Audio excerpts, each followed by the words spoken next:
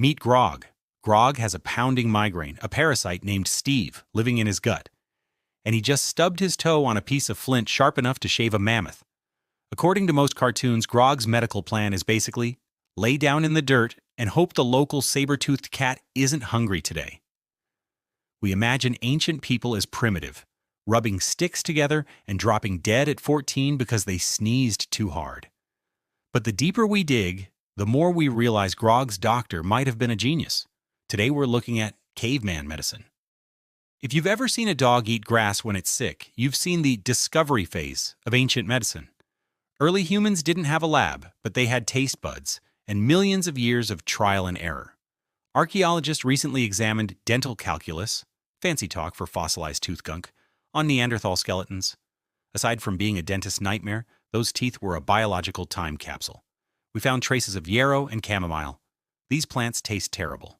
They're bitter and have zero nutritional value. Grog wasn't eating them for the flavor. He was eating them because they are natural anti-inflammatories. But it gets even more specific. We found a Neanderthal with a massive bone-deep tooth infection. In his system, traces of poplar bark. Poplar bark contains salicylic acid, the active ingredient in modern aspirin. 40,000 years ago, before the invention of the wheel, humans had already figured out the chemistry of pain relief. They were literally walking around the woods, chewing on trees until their headaches went away. It was organic, locally sourced, and it actually worked. Speaking of teeth, prehistoric people didn't have toothbrushes, but because they didn't eat processed sugar, their teeth were often better than ours. When they did get a cavity, they didn't just suffer. We found a 14,000-year-old tooth in Italy that shows signs of being cleaned with a sharp flint tool. Someone literally sat their friend down and picked out the decay with a rock. We've even found evidence of fillings made of bitumen, natural sticky tar. It probably tasted like a fresh driveway, but it sealed the tooth and kept bacteria out. But what happens when things get serious? Welcome to trepanation, the fancy term for drilling a hole in your skull. This is the most famous and terrifying prehistoric procedure. Archaeologists have found thousands of these skulls worldwide. For a long time, we assumed this was just to let the demons out. But many of these holes are located exactly where a person would have suffered a skull fracture. Here is the mind-blowing part. The bone grew back.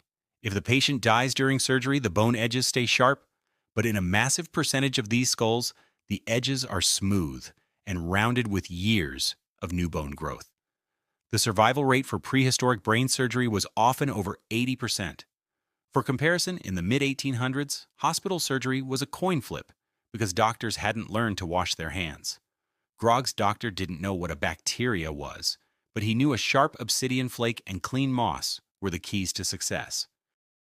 When Grog cut his leg hunting, he used the original biotech. One of the most common tools was sphagnum moss. It's naturally acidic, prevents bacteria growth, and holds 20 times its weight in liquid. It was so effective it was still used as a surgical dressing in World War I. And if the bleeding wouldn't stop, they went to the spiders.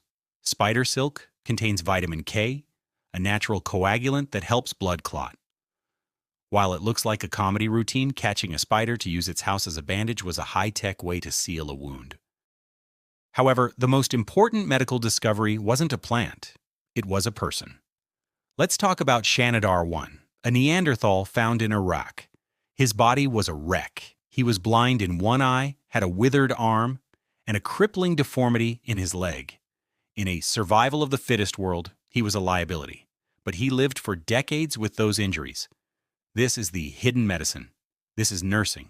Someone had to grind his food, carry him when the tribe moved, and keep him warm. Anthropologist Margaret Mead famously said, "The first sign of civilization isn't a pot, it's a healed femur." In the animal kingdom, a broken leg is a death sentence. A healed leg means someone stayed with you, bound the wound, and fed you until you were strong again. Caveman medicine wasn't just grunting and clubbing. It was sophisticated botanical knowledge and deep social compassion. They were scientists without a lab, surgeons who could outperform 19th century doctors using nothing but a shiny rock. History isn't a straight line from stupid to smart. It's a line of humans using what they have. Next time you take an aspirin, give a nod to Grog. He did it first, and he didn't even get a lollipop at the end. Thanks for watching. Hit like and subscribe. See ya.